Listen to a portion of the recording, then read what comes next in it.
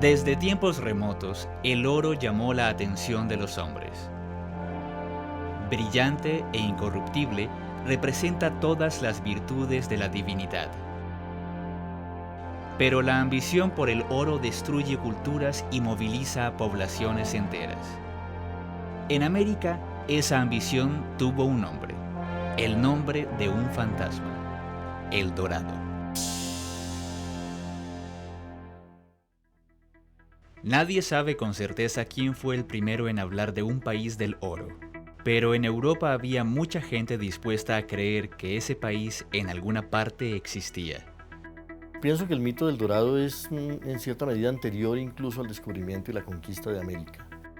Nace de la fiebre por el oro que poseyó los alquimistas de la Edad Media y que los llevó a fabular con una fórmula que permitiera transformar todas las sustancias en oro. La construcción del mito del Dorado es muy curiosa porque no es un mito americano, no es exactamente un mito europeo, sino que es el cruce de lo que aparece en los libros de caballerías con la realidad americana. Para la Europa medieval, cualquier tierra lejana y desconocida podía ser la sede de civilizaciones fantásticas. Se trataba de mitos y fábulas que alimentaban los deseos y las ambiciones de los europeos de aquella época. La idea de ciudades doradas, de dorados, de grandes riquezas, de Manoas, de Brasiles, de Antillas, todos nombres de la mitología europea, es muy anterior a la conquista. A finales del siglo XIII, el libro que relata los viajes de Marco Polo por India y China maravilló a Europa, y muchos comenzaron a pensar diversas formas para llegar a ese oriente que suponían lleno de especias y riquezas de todo tipo. Colón está convencido que va a encontrar un montón de riquezas y de pueblos muy ricos, de pueblos donde las leyendas de Marco Polo claramente indicaban que había riquezas infinitas y enormes que los europeos iban a encontrar cuando lograran llegar a Asia por el otro extremo. Colón quería encontrar una ruta hacia el país de las especias que evitara atravesar los dominios musulmanes. Pero además de las especias, había otro elemento que representaba mejor que ningún otro la ambición de riquezas: el oro, la gran obsesión de Europa. Contrario a las ideas que nos venden y que son tan populares, el oro para los españoles también tenía una importancia simbólica muy grande. La utilización del oro para alimentar cruzadas. Colón era un hombre que venía con una mentalidad muy medieval. Él no quería usar el oro para acumularlo como mercancía o como capital. Él quería usar el oro para algo profundamente simbólico, que era recuperar Jerusalén. Colón no encontró la ruta a Oriente, sino que llegó a las Antillas. Allí el navegante genovés y sus tripulantes tomaron contacto por primera vez con el oro americano. La historia del oro en América empieza con las cartas de Colón.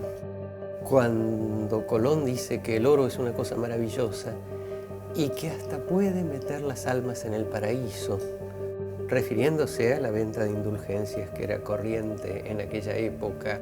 Colón encontró muy poco oro. Las culturas antillanas tenían muy poco metal dorado y sin embargo Colón habla del oro prácticamente todos los días. El primer oro que reciben los españoles fue un oro regalado. Dentro de la lógica indígena era absolutamente natural dar algunos regalos y entre esos regalos estaba el oro, lo cual por supuesto fue un error enorme. Sabemos que hubo casos en los cuales se produjo un intercambio.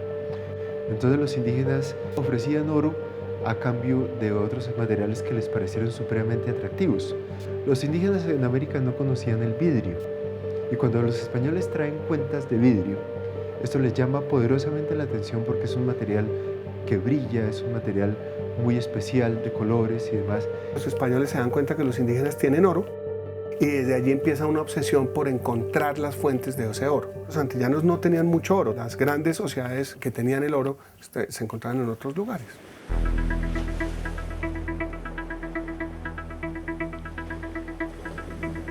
Los nativos informaron a los españoles que más allá del mar había más tierras y que allí podrían encontrar grandes cantidades de oro.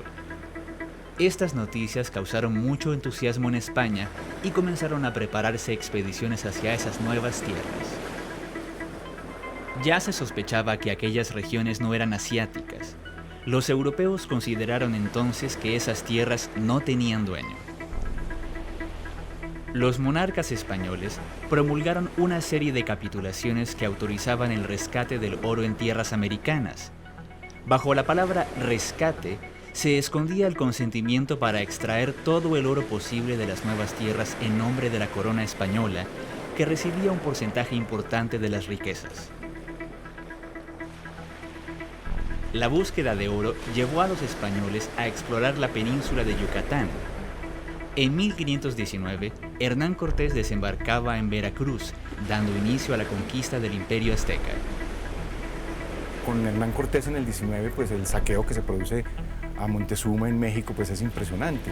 Montezuma lo primero que hace con Cortés es enviarle oro y decirle que por favor no vaya a visitarlo, con lo cual lo que logra es exactamente lo contrario. Cortés se aprovechó de las guerras que enfrentaban a los aztecas con otros pueblos de la región y en 2 años completó la conquista del imperio. Las riquezas que los españoles extrajeron de México no se igualaban a nada que ojos europeos hubieran visto antes. Después de someter a México y América Central, los españoles escucharon nuevos comentarios acerca de otros reinos ricos en oro ubicados hacia el sur. Los indígenas descubrieron muy rápidamente que los españoles buscaban oro. Y por lo tanto les decían que ellos no tenían oro, pero que la sociedad que estaba un poco más al sur, un poco más al norte, sí tenía oro. En la década de 1520, la ciudad de Panamá se transformó en el lugar de encuentro de todo tipo de aventureros y buscadores de fortuna que soñaban con realizar nuevos descubrimientos. 2 de ellos, Francisco Pizarro y Diego de Almagro, se asociaron para llevar adelante la misión de buscar oro en tierras ubicadas al sur de Panamá. En 1531, durante su marcha hacia el sur, Pizarro y Almagro recibieron la noticia de la existencia de un importante soberano que reinaba sobre un gran imperio. Se trataba del imperio Inca y de su soberano Atahualpa, quien, según palabras de los nativos, era inmensamente rico. En noviembre de 1532, en Cajamarca, Pizarro y los suyos masacraron a un ejército inca aterrorizado por los caballos y las armas de fuego. Atahualpa fue hecho prisionero y Pizarro exigió a modo de rescate una cantidad de oro suficiente como para llenar una habitación. Atahualpa moviliza a sus súbditos para que reúnan ese oro y cuando llenan la habitación, obviamente Pizarro lo mata. Y uno se pregunta por qué Atahualpa no usó esa comunicación que tenía con los súbditos para organizar una insurrección. El punto en el cual la conquista se vuelve irreversible, yo creo que es ese. Cuando Atahualpa prefiere salvar su vida que la pierde, en vez de organizar secretamente una insurrección que salvara a su imperio.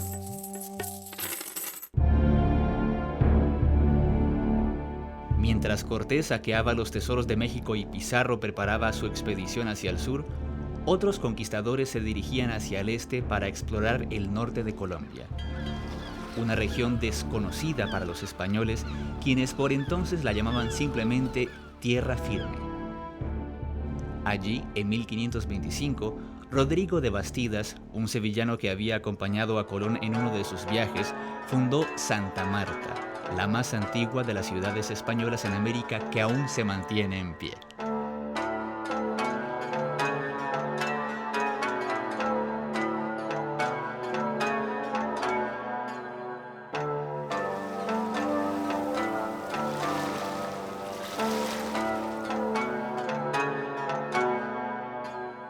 En las cercanías de la ciudad recién fundada, Rodrigo de Bastidas tomó contacto con la cultura de los taironas. Cuando los españoles llegaron acá, a este lado, a este extremo, llegaron por la parte del Cabo de la Vela, el Cabo de la Vela en La Guajira, y fueron bajando y a estas tierras entraron al Valle Tayrona, que era el territorio de los tairos, entre el río Buritaca y el río Don Diego. En esta tierra habitaban los indígenas taironas en el tiempo de la conquista. Alrededor de un poco más de 1 millón de indígenas habitaban la sierra. La orfebrería tairona se considera como una de las mejores de América. Eran grandes orfebres, aunque mucha parte del oro que trabajaban los taironas era intercambiado con otras tribus de lo que es el Valle del Magdalena. El oro tiene un sentido ritual. Realmente el oro lo que guarda es como la fertilidad del sol. Con el fin de conseguir esclavos y apoderarse del oro de los taironas, Rodrigo de Bastidas los atacó, provocando una gran destrucción en los alrededores de Santa Marta. Los taironas huyeron y buscaron refugio en las alturas de la Sierra Nevada. La conquista entra por acá, y acá es una de esas partes donde empieza la leyenda del Dorado. Los españoles de antemano querían encontrar dorados, desde antes de llegar a América, y por lo tanto la leyenda funcionaba a la perfección dentro de la lógica de la conquista. En la España empobrecida del siglo XVI, el campesino español tenía la ilusión de enriquecerse rápidamente con el oro americano. Para la época de la conquista de América, todos los caminos conducían al dorado.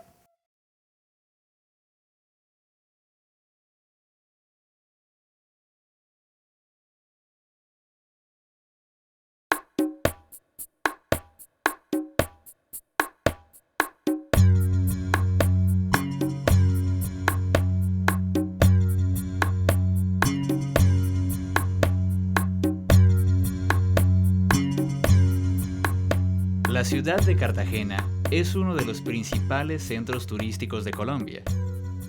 Aquí, las playas caribeñas se mezclan con el recuerdo del pasado colonial español.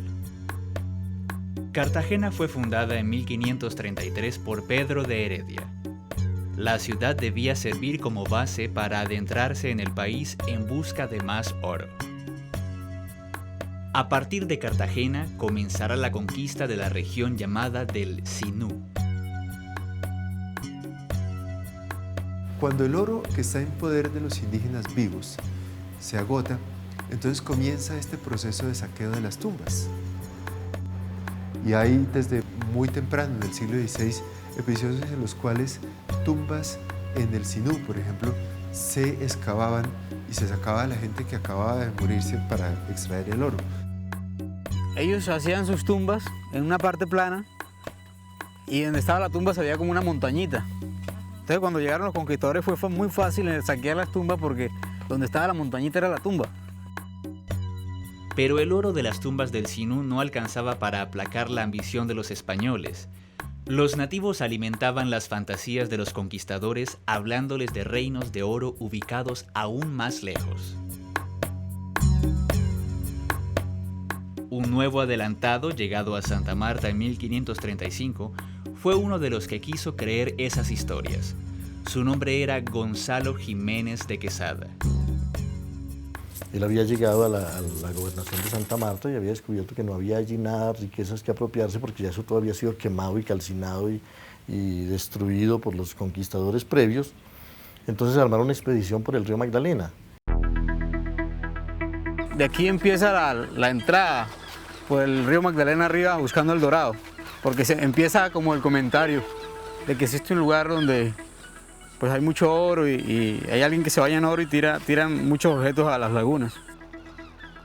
Al mismo tiempo que Gonzalo Jiménez de Quesada remontaba el río Magdalena hacia el sur, otros 2 expedicionarios provenientes de las ciudades de Quito y Coro se dirigían hacia la misma zona, siguiendo rumores de la existencia de un cacique dorado.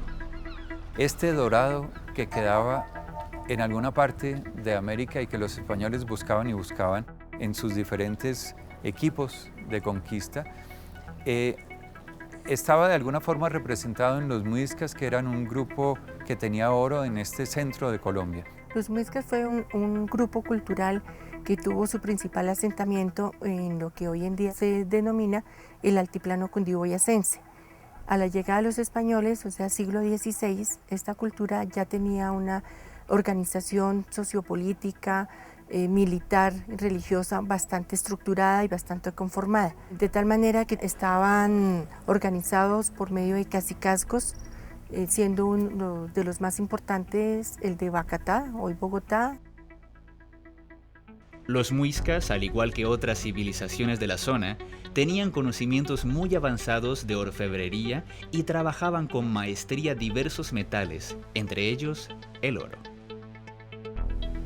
El oro, por ejemplo, desde luego no es una inversión. Por ejemplo, los muiscas, la mayor parte del oro se elabora para ser literalmente botado, extraído de la circulación en lagunas o en ofrendas. Para los indígenas el oro era un material sagrado, básicamente de tanto valor como podía tener la plata o el mismo cobre. No le asignaban al oro un valor monetario ni era un medio de cambio. En Europa hay que tener oro para ser poderoso y en América hay que ser poderoso para poder mostrar oro. Según cuentan las crónicas, la información brindada por los muiscas permitió a Jiménez de Quesada y otros expedicionarios emprender viaje hacia la laguna de Guatavita, donde supuestamente encontrarían al cacique dorado. La leyenda del dorado era un ritual que ellos hacían principalmente en la laguna de Guatavita, donde el cacique se bañaba en oro en tiempos importantes, en momentos importantes, hacían una ceremonia en la laguna de tal manera que el cacique, su jefe, era bañado en oro y colocado en una balsa. Los balseros lo conducían al centro de la laguna y ofrendaban todas las riquezas, especialmente oro, esmeralda y otras riquezas, al fondo de la laguna como en honor al sol. Se tiraban a la laguna y allá quedaba el oro, porque eso era una balsa grande y encima llevaba muchas riquezas. Ese ritual que nosotros conocemos a nivel mundial como el dorado, en realidad lo que sucedía en esta laguna sagrada era la luna de miel entre el sol y la tierra. El sol, la parte masculina, el agua, la parte femenina.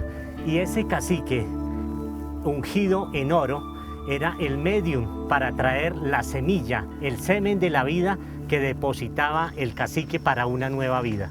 Esa es en esencia lo que sucedía en el ritual de El Dorado. Cuando los españoles llegaron a Guatavita, no encontraron rastro del cacique dorado. Tampoco pudieron observar ritual alguno. La leyenda de Guatavita arranca después de la conquista. Y después de Quesada se inventa la leyenda del dorado. Sin embargo, siglos después, en 1856, un campesino de la región de Pascua encontró una figura de oro que representa a un cacique y sus súbditos sobre una balsa, llevando sus ofrendas para la divinidad. Se trate de un mito o de una realidad histórica, el hecho es que cuando los españoles llegaron a Guatavita, el ritual ya no se practicaba. Entonces la búsqueda del dorado en tierras muiscas prosiguió, siempre basada en relatos de los nativos que pocos ponían en duda. Y además los indígenas responden a estas ansias de los europeos diciéndoles que más allá hay otra tierra donde se encuentra realmente la riqueza, y cuando llegan allá vuelve y se repite esta misma leyenda, entonces se sigue buscando. En la región de Tunja, al norte de la actual ciudad de Bogotá, los españoles recibieron la noticia de que los muiscas habían arrojado grandes riquezas a un pozo sin fondo. Los muiscas querían esconder el oro de los españoles porque ellos querían robárselo. No apreciaban el trabajo que tenía cada pieza, sino solamente por peso. Para los muiscas era un desprestigio perder el valor de cada pieza. Entonces ellos decidieron esconderla para no seguir viendo cómo ellos se la llevaban y desperdiciarla. Todas las piezas las echaron dentro del pozo sabiendo que podían perderse. pero preferían eso, donársela a los dioses de ellos, que dársela a los españoles. Los conquistadores pensaron que si los muiscas arrojaban sus tesoros a pozos y lagunas, entonces habría que desecarlas para apoderarse del oro. Desde aquellos tiempos fueron varios los intentos por desaguar Guatavita y otras lagunas. El primer intento, que yo creo que es el que hace el boquete que está a mi espalda, eso lo hace Antonio de Sepúlveda. Pero finalmente Antonio de Sepúlveda saca oro, saca mucho oro, pero ese oro escasamente fue la inversión que él hizo. Muere prácticamente en la pobreza. O sea, el desaguar Guatavita no le dejó mucha riqueza. Hay una historia interesante porque cuando se quiso desaguar la laguna de Siecha, a finales del siglo XIX, la idea allí no fue cortar la montaña, sino realizar un túnel, excavar un túnel que sirviera de desagüe para la laguna. Y cuando ya lograron terminar el túnel, unir la parte que llegaba hasta debajo del agua, el agua salió y mató a los expedicionarios que estaban dentro del túnel excavando.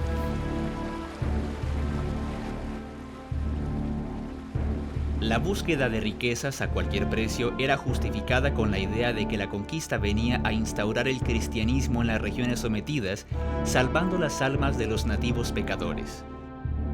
Los templos muiscas fueron considerados demoníacos.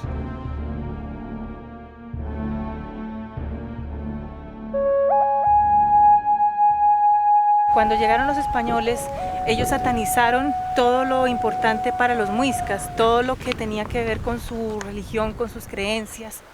Para ellos era del demonio.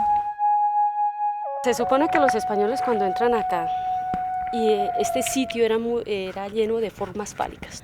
Cuando llegan los españoles, lo que ellos tenían la idea de lo que hacían los muiscas era adorar al diablo.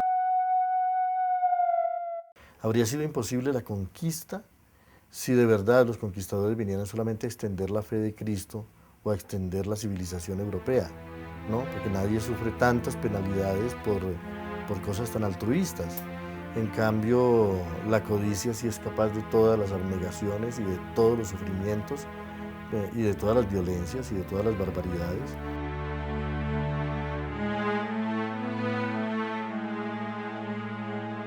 Los objetos de oro saqueados a los muiscas y otros pueblos sirvieron para alimentar la insaciable necesidad financiera del Imperio Español y para decorar las iglesias de los conquistadores.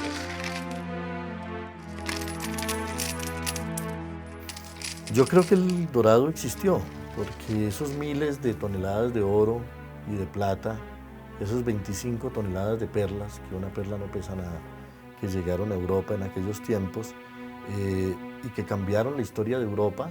Finalmente toda la modernidad europea, las ciudades modernas de Europa, el proyecto mercantil europeo se construyó con esas riquezas y España fue un intermediario a través del cual el oro de América se convirtió en la riqueza de Europa.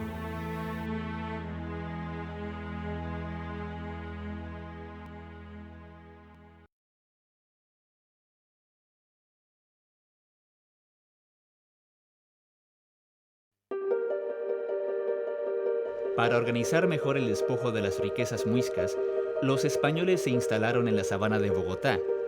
Sobre las ruinas del antiguo cacicazgo fue fundada la ciudad de Santa Fe de Bogotá en 1539. No conformes con las riquezas halladas, los conquistadores supusieron que el dorado se encontraba en alguna otra tierra desconocida. Comenzaron a mirar hacia otros territorios. La región que conocemos como selva amazónica está hoy repartida entre 9 países. Brasil, Perú y Colombia ocupan la mayor parte. Sus habitantes, protegidos por las montañas y las selvas impenetrables, han desarrollado durante miles de años su propia cultura. Pues nosotros los indígenas ticuna, hace años nosotros hemos existido aquí en el Amazonas, porque nosotros somos de los centros de Amazonas. Tenemos 10.000 años que nosotros vivimos aquí en el Amazonas. Existimos, ¿ya? Antes que Cristo no existió, nosotros ya existimos aquí, ¿ya? En esa región creyeron los españoles que la búsqueda del oro daría buenos frutos. Se metieron los españoles ya a meter, pongamos, a buscar la mina, a buscar el oro. Y entonces pues por acá casi toda es selva, no podía encontrar, pongamos, la cosa, la riqueza que nosotros tenemos.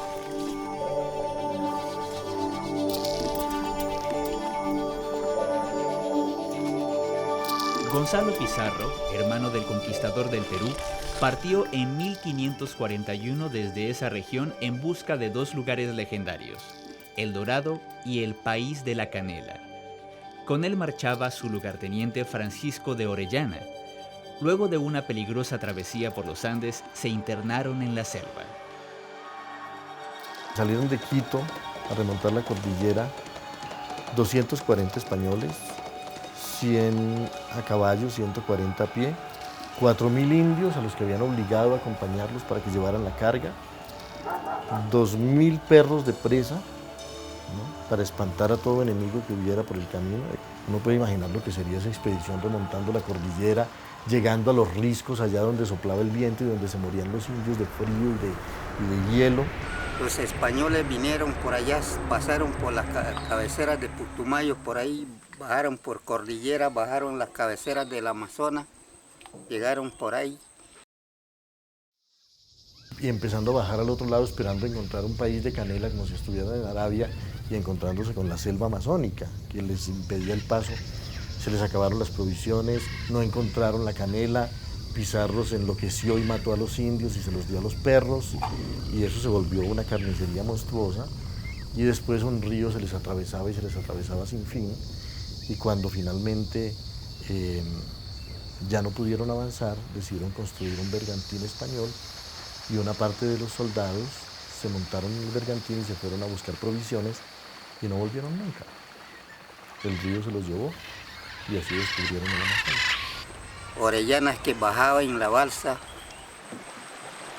atlántica y él fue que dejó, descubrió el nombre Amazonas. Separado de Pizarro, Orellana siguió viaje por el Amazonas. Su periplo fue narrado por Fray Gaspar de Carvajal, el capellán que acompañaba a la expedición. En su relato señala la presencia de grandes cantidades de nativos poblando las orillas del enorme río, y entre ellos menciona a una tribu de mujeres guerreras que daría nombre al mismo.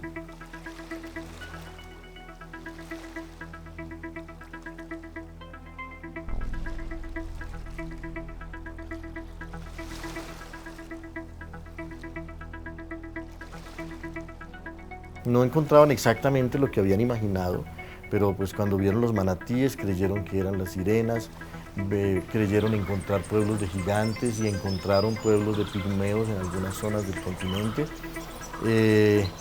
Encontraron o creyeron encontrar las amazonas allá a la orilla del río. Entonces no era fácil escapar a la fantasía que ellos venían persiguiendo. Ellos encontraron tierras inhóspitas, desconocidas, con una humedad muy alta, con plagas, insectos. Además encontraron una fauna también hostil, serpientes, tigres, caimanes, sin contar con los vivientes de la zona que también fueron reacios a ese acercamiento con los conquistadores. Orellana viajó por el Amazonas casi 7 meses. Recorrió más de 5.000 kilómetros hasta su desembocadura en el Océano Atlántico. A pesar de que no se encontró rastros de oro ni de grandes civilizaciones, su viaje fue repetido 18 años más tarde, en 1560, por otro conquistador, Pedro de Ursúa, quien no dudó en abandonar altos cargos y honores en nombre del espectro del Dorado. Algunos dejaron todo, como el caso de Pedro de Ursúa, rico encomendero que vendió todas sus posesiones y tierras. A mí Ursúa me parece muy representativo de lo que fue el conquistador español. Primero llegó muy temprano aquí, tenía 15 años, a los 17 ya era gobernador de una provincia, vivió 10 años en estas tierras y libró guerras por todo el territorio, y allí se encontró con la leyenda del Dorado y con la leyenda de que Orellana 20 años atrás había descubierto el Amazonas, y se le ocurrió la idea todavía más demencial de que él se podía ir a conquistar la selva y el río.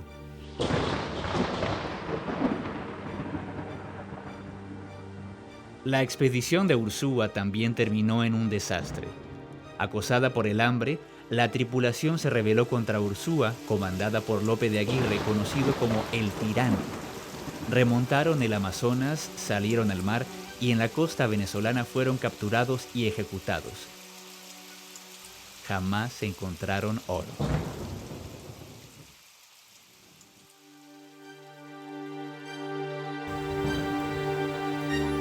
Todas las expediciones que se hicieron hacia el Dorado fueron prácticamente un fracaso, pero lo más interesante de esto es que recorrieron todos los ríos gracias a este señor y gracias, podríamos decir, al Dorado. Encontramos, supongamos, el descubrimiento de un río tan importante como fue el Amazonas y también, supongamos, lo que fue el Orinoco. Yo creo que esas fueron las expediciones más arduas, las expediciones no exitosas, pero más en torno a un reconocimiento y conocimiento geográfico de nuestra región.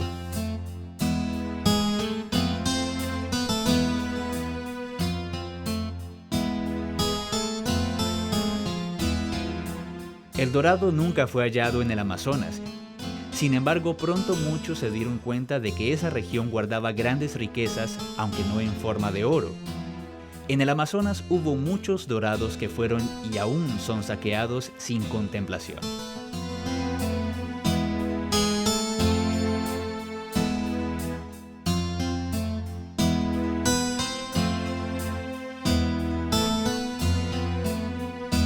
Ya vienen los dorados relacionados con recursos naturales. Está el de la quina, el del caucho. A ver, esta es una mata de caucho que en tiempos pasados fue una gran bonanza. El segundo vino ya lo que es las pieles de caimanes, las pieles de tigres, tigrillos. Las pieles, se acabaron también muchísimos animales, cocodrilos, los mamíferos, o sea, todas las pieles que se vendieron por muy poquita plata. Tristemente ha habido muchas masacres por encontrar el dorado en Amazonas. Para conocer lo que hay acá, hay que estar acá, hay que vivir acá, hay que hablar con la gente, porque pues esto es otro mundo. El dorado del siglo XXI está inmerso en la biodiversidad presente, que incluye obviamente el recurso hídrico. El 70% del agua dulce presente en el mundo está aquí en la Amazonía. Y eso es algo que muchos países, de alguna manera, sin que lo expresen, lo reclaman. Las regiones del Perú, de Colombia y del Amazonas ya habían sido exploradas y el dorado seguía siendo una incógnita y un aliciente para continuar las exploraciones.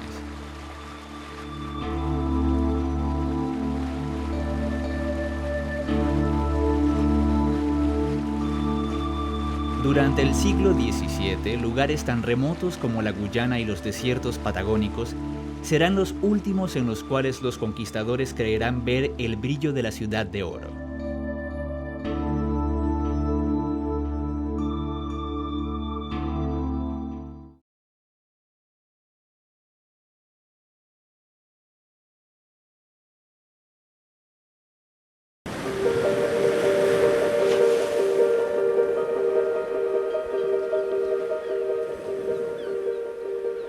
La sucesión de fracasos en la búsqueda de El Dorado no debilitó la fuerza del mito.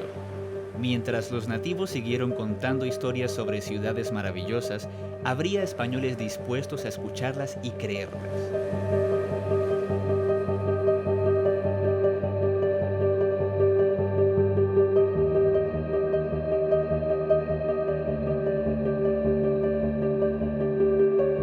Y de todas maneras, en esos tiempos tampoco existía una teoría de la objetividad como la que maneja hoy, digamos, la ciencia y el periodismo.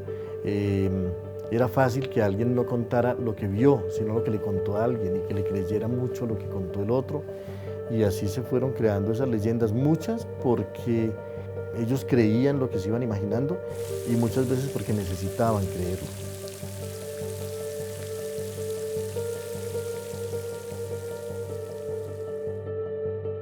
Después de los desastres en el Amazonas, todas las miradas estaban puestas en el Orinoco y en la Guyana.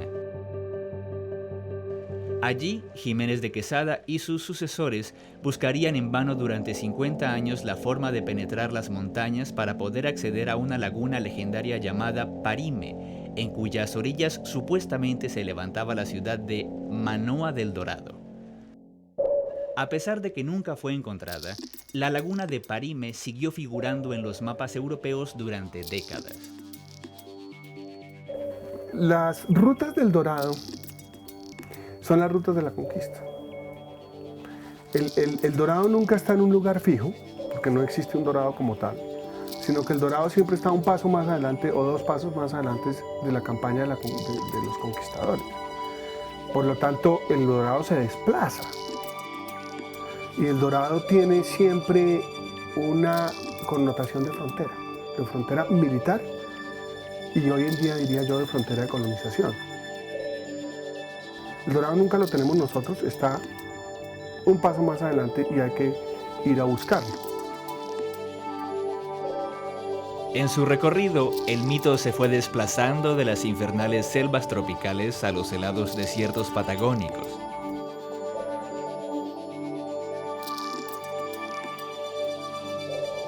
De una punta a la otra del continente, el oro fue la obsesión que unificó al dominio español en América.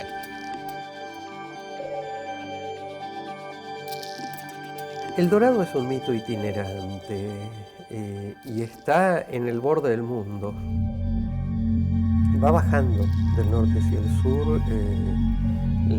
Cuando llega a lo que hoy es el territorio argentino, en el Río de la Plata, aparece al norte de la provincia de Santa Fe, la llamada Ciudad de los Césares. La ciudad de los Césares recibe su nombre de Francisco de César, un militar español que supuestamente había tomado contacto con los habitantes de una ciudad maravillosa ubicada en algún lugar del centro de la actual Argentina. Francisco de César era un soldado de la expedición de Caboto que se pierde y que vuelve contando maravillas de esta ciudad con las casas de oro y de plata, donde la gente no nace ni muere. Y esta ciudad de los Césares, a medida que el territorio se va poblando, la ciudad va bajando hacia el sur.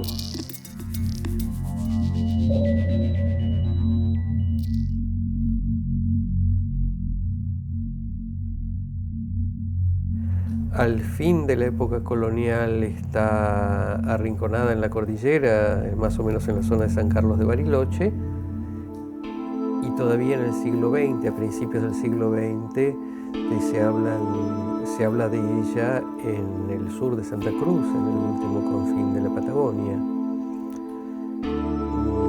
De modo que una ciudad mítica que se mueve a medida que la civilización avanza y no se resignan a que no hay nada.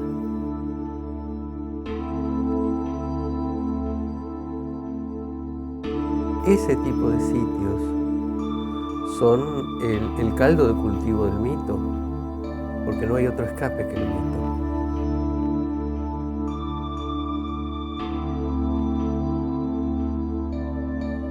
A principios del siglo XIX, el explorador alemán Alexander von Humboldt recorrió las selvas venezolanas y colombianas y llegó a una conclusión: ni la laguna de Parime ni el Dorado existían.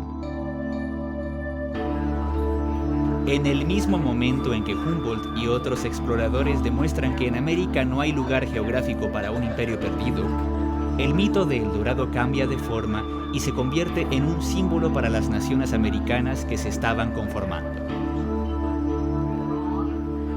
Desde ese momento, El Dorado empieza a ser una justificación de vivir en la mejor tierra del mundo, la riqueza perdida, la riqueza que nos robaron. América Latina es un continente que ha sufrido muchas humillaciones, ha sufrido empobrecimiento, vejaciones políticas, militares, económicas, con lo cual hay una revalorización de un pasado mítico, de una edad de oro. Los países que no tenemos incas o aztecas podemos tener un buen mito del Dorado. Los mitos de la conquista se vuelven los mitos de la construcción nacional en América Latina en el siglo XIX. Los héroes de la independencia son los vengadores de los indígenas. Cuando uno lee la literatura que se produjo en el siglo XIX en Colombia, mucha de ella tiene el tema indígena y mucha de ella se basa en la leyenda del Dorado. En novelas colombianas que se escriben en los años 30 y 40, que describen cómo los indígenas y sus descendientes habían acumulado oro para regalárselo a Bolívar para que echara a los españoles. El Dorado también ha sido y es aún hoy una metáfora del saqueo de los bienes culturales. También el Dorado ha sido una desdicha para la arqueología en Colombia en particular, debido a la presencia de oro realmente en muchísimas tumbas del territorio colombiano. Sabemos que muchas tumbas fueron saqueadas ya desde la época española. En Colombia, lamentablemente, es una tradición el hecho de que haya expertos campesinos que logran encontrar esas tumbas con tesoros. Recién avanzado el siglo XX, en algún momento el Banco Central, que recibía el oro, que compraba el oro y lo fundía, en algún momento algún funcionario inteligente dijo: ¿y si en vez de fundirlo lo conservamos? Y este es el origen del Museo del Oro de Bogotá. Yo pienso, ¿cuál país era más rico que Colombia? Ninguno. Porque he oído decir que la naturaleza aquí en Colombia tiene muchas vainas de oro. Se reconoce que sí hay vainas valerosas aquí en Colombia. Durante el siglo XX, el mito de El Dorado pasó a alimentar las ilusiones de exploradores y aventureros, cazadores de tesoros y fanáticos de los misterios. Hay muchas personas que necesitan transformar un mito en realidad, que encontrarle la base real al mito y usar eso como eje de significado de sus vidas. Bueno, a mí me parece que el Dorado es una metáfora de la antigua codicia humana y de la antigua necesidad humana de convertir todo en oro, que sigue siendo una ley de la civilización, y solo nos interesa la naturaleza en la medida en que sea una bodega de recursos o en que sea una fuente de riqueza posible. Yo siento que el mito del Dorado sigue vivo en la medida en que ese deseo de convertir todo en oro y en subordinar toda comodidad humana y toda felicidad humana a la mera acumulación de riquezas sigue vivo y es una parte importante de la mentalidad y del orden de la civilización en que estamos.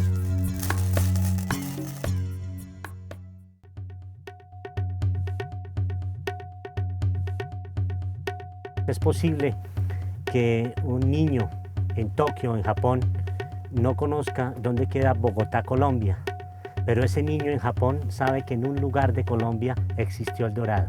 Es por eso, es ahora pues objeto de películas en Disney, de muchas, hasta las loterías se llaman el Dorado. Entonces, digamos que esta palabra que es universal, pueda que no tiene traducción en ningún idioma. Otros dirán el Dorado, pero es nuestro gran Dorado que sigue y que reposa en este lugar y seguirá para las futuras generaciones.